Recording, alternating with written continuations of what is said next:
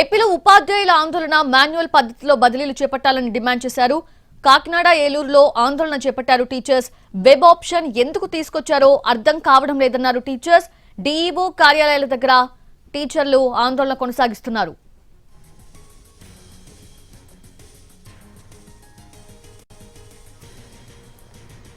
Eluru DEO కార్యాలయం వద్ద టీచర్లు ఆందోళనకి దిగారు. ఎస్జీటీలకు మాన్యువల్ పద్ధతిలోనే బదిలీలు చేపట్టాలని నిరాహార దీక్ష చేపట్టారు. మాన్యువల్ పద్ధతిలో బదిలీలు నిర్వహించేందుకు గతంలో ప్రభుత్వం హామీ ఇచ్చిందని, ఇప్పుడు ఆ హామీని పక్కన పెట్టి వెబ్ ఆధారంగా బదిలీలు చేయడం అన్యాయమంటున్నారు.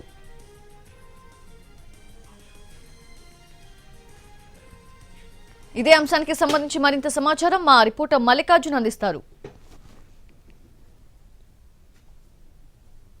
ఉపాధ్యాయులకు బదిలీల విషయంలో ఇచ్చినటువంటి హామీకి భిన్నంగా వ్యవహరిస్తున్నారు అంటూ ఏలూరు డిఈఓ కార్యాలయం ముందు ఉపాధ్యాయ ఐక్యవేదిక ఆధ్వర్యంలో టీచర్స్ అందరూ కూడా ఆందోళన బాటపట్టారు. ప్రస్తుతం వీరందరూ కూడా ఈ నిరాహార దీక్షలో పాల్గొన్నారు.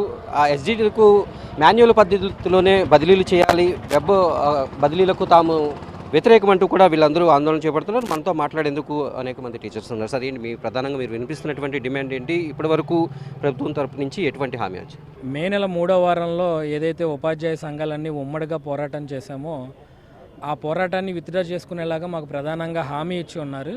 అందులో ఒక హామీ ఏంటంటే ఎస్జీటీలకు కేవలం మాన్యువల్ పద్ధతిలోనే బదిలీ చేస్తామని చెప్పి ఒప్పుకున్నారు. గౌరవ స్కూల్ ఎడ్యుకేషన్ కమిషనర్ గారు అలాగే ప్రిన్సిపల్ సెక్రటరీ గారు కూడా హామీ ఇచ్చి ఆ రోజున ధర్నా మమ్మల్ని విరమణ చేయమని చెప్పి కోరారు.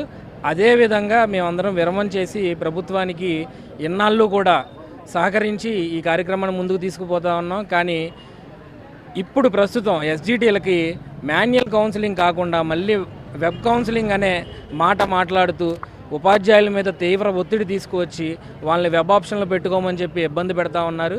దీనికి సంబంధించి నిన్న ఆదివారం జిల్లా కేంద్రాలలో ఉన్న జిల్లా విద్యాశాఖ కార్యాలయాలని ముట్టడి చేసాం.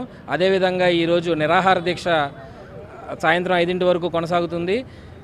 ఈలోపు ప్రభుత్వం కనుక ఈ హామీని నిలబెట్టుకోకపోతే రేపు విజయవాడలో ఉన్న సిఎస్సి కార్యాలయాన్ని ముట్టడించి ఎట్టి పరిస్థితుల్లోనూ మాన్యువల్ కౌన్సిలింగ్ వైపే మీరు మొగ్గు చూపే విధంగా మిమ్మల్ని హెచ్చరిస్తూ ఉన్నాం. ఈ సందర్భంగా ఇచ్చిన మాటను నిలబెట్టుకోకుండా, ఎందుకంటే ఉపాధ్యాయ సంఘాల రాష్ట్ర ప్రతినిధులు అందరూ ఉన్న సభలో హామీ ఇచ్చి మాన్యువల్ కౌన్సిలింగ్లో పెడతా అని చెప్పి ఈరోజు మాట నిలబెట్టుకోకుండా చోద్యం చూస్తూ ఉన్నారు. అదేవిధంగా విద్యాశాఖ మంత్రి గారు ఇప్పటి వరకు విద్యాశాఖ అధికారులతో కానీ అలాగే మాతో ఉపాధ్యాయ సంఘ నాయకులతో కానీ సంవత్సర కాలంలో ఒక్క సమావేశం కూడా ఏర్పాటు చేయలేదు.